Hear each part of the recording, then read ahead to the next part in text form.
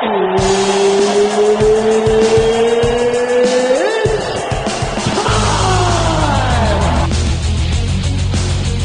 and gentlemen, this is the main event of the evening. I'll start with the lightweight bout, Mark Bocek and John Alessio.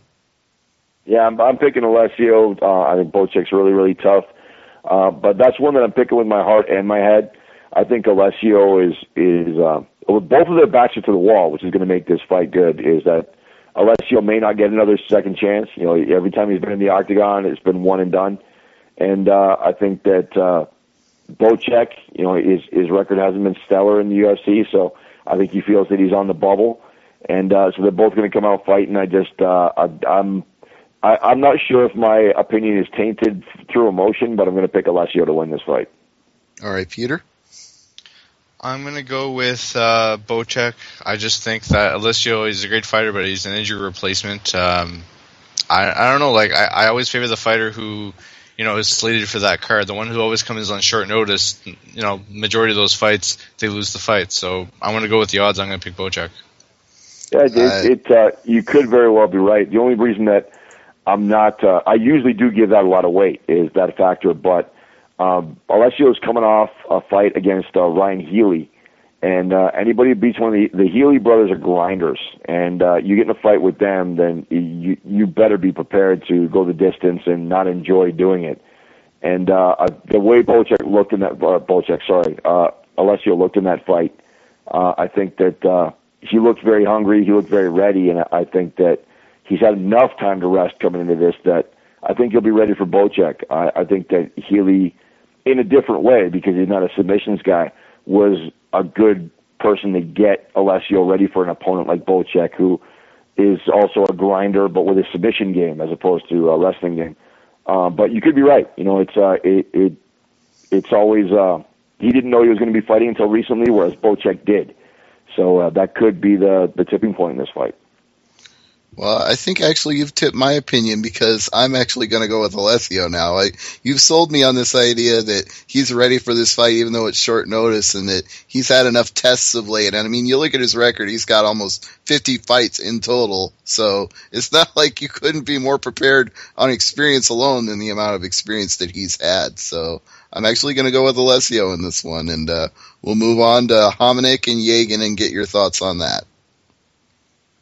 Again, this is such a tough one for me to be impartial about. I gotta pick Hominick. You know, I think that he is going to be extra hungry because of his last performance in the octagon, and I think that he's one of the most dangerous guys out there. You know, he's one of those guys who, if he has a good day and you don't have and you're operating at 75%, he's operating at 100%. It doesn't matter who you are; he's going to beat you. And a lot of guys, in their case, they could be at 110%, and he's at 100%, and he'll beat them. So I think I'm going to pick Hominick in this one. And I'm going to go ahead before I go to Peter for pick, and I'm going to go with Hominick as well. And the other factor that I throw into this is I don't see what in Yagan's recent fights would convince me he can beat a guy with the striking ability of Hominick, because I saw him fight Junior Sunsao and go down to a unanimous decision. And before that, he had some fights, the decent fights in like Tai Chi Palace and Gladiator Challenge, but nothing that really set my world on fire. And I don't see anything that says to me Yagan is a better fighter than Hominick. So, Peter, I'll defer to you now. I think Hominick, I mean, his last fight, obviously, he got smoked in 7 seconds. No apologies for that. Basically, he wants to come on this next fight. He wants to show that, you know, that wasn't him. He wants to make a statement fight. He wants to knock this guy out, get back to his winning ways. Hominick will win this fight. I don't think it'll be the first round. Something tells me I might go to the second, but I definitely will not go to a decision. All right. Well, why don't you start us off on Torres and McDonald, and then I'll go to Paul. This one is pretty close in my book. Boy, I'll make it quick. I'll just say Miguel Torres by decision. All right, Paul? I'm going to go with Torres, too. And again, for one of the more intangible reasons is that this guy got fired. His career was done briefly. He was kicked out of the UFC, and he's especially a guy that is not going to get nearly the opportunities and nearly the money anywhere else except UFC. So I think that he is going to be fighting as if his whole livelihood is on the line, which I think it is. And coming so close to losing it one time, he's not going to want to lose it again. Well, we're not only going to make this a clean sweep, we're even going to echo what Nick Galica said when we had him on earlier, because he said the same thing. It's like Torres is hungry now that he's been on the bubble and nearly been out of fighting for, any amount of money whatsoever. So I think Torres does have the motivation. I just question whether it's going to be an exciting fight or not, but I do think Torres will find a way to win. Now, the one thing I don't think we can question will be exciting is heavyweights, Brendan Schaub and Ben Rothwell. I think this will be quite the slugfest. Paul, what do you think? Yeah, it's looking very likely. I can't see either one of these guys. I don't know. Maybe Schaub will try to take it down, but I'm looking forward to this one. I'm actually leaning a little bit in Schaub's direction. I like Rothwell. He's big. He's a brawler, but I think sometimes he suffers for not being quite as fast, not having quite the same reflexes and quite the same hand speed.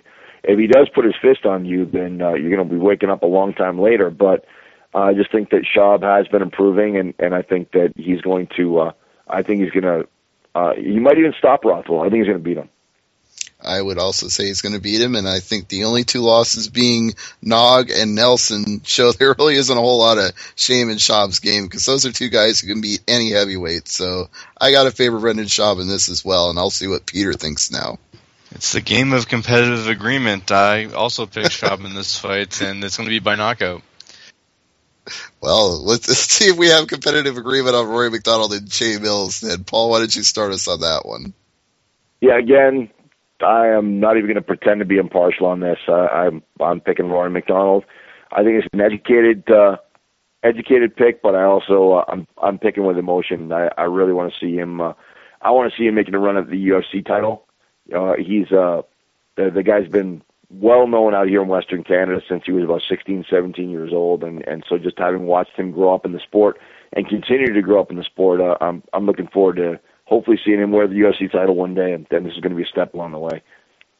I think you're right, but I will say that given they only really profiled two fights in the Countdown special, and Che Mills and Rory McDonald was one of them, I gained a lot of interest and respect in Che Mills because of that special. He came off as a very interesting guy with a unique background, with the fact that his father was convicted and sentenced for a murder he didn't commit, and that was overturned. But those 15 years that he lost where he didn't have his father turned him into, a malcontent, somebody who was getting in trouble all the time. He took up mixed martial arts to find some discipline in his life. And then once his father's conviction got overturned and he got out of prison, Che's life turned around and he started winning a lot of his fights. It's a very remarkable, compelling story. And, it makes me wish, what if they had an hour instead of a half hour, what stories could they have told about the other guys in this card that would really get us into these fighters? And I'm saying that, and I'm still picking Rory McDonald, but I have a whole newfound respect for Che Mills going into this fight. Yeah, so, I got to concur 100%. You can help but respect a guy like that.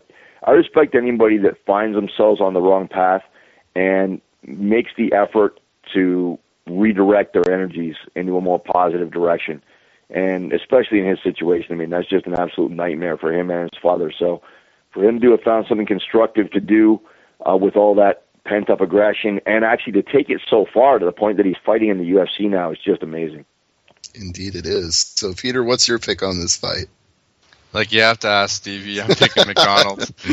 I know, but it's obligatory. I still have to make it official, and you just made it official. And speaking of making it official, I believe, based on earlier comments, that Paul is picking John Jones, but we'll make that official and confirm that right now.